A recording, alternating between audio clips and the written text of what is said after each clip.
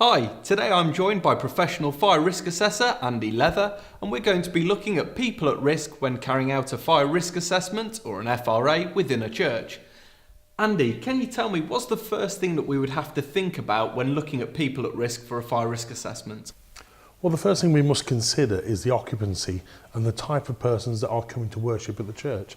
Also, we need to consider events. And Andy, who within a church like this would be at risk should a fire break out? Well, within a church you can have young people, elderly, disabled persons, so they're all people we have to consider as part of the assessment. And Andy, once you've actually identified these people at risk, what should you do then? Well, you must have a plan, and the plan will vary depending upon the occupancy and use of the church. It will also consider persons who may need special assistance.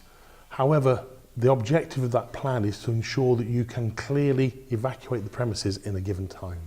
Okay, and within this church, are there any special arrangements that have been made for specific users? Yes, within this church there's a section of pews that have been removed.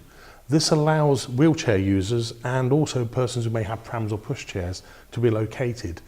This is really important so we don't block the evacuation route. If the church were carrying out their own fire risk assessment, is there any help available to them?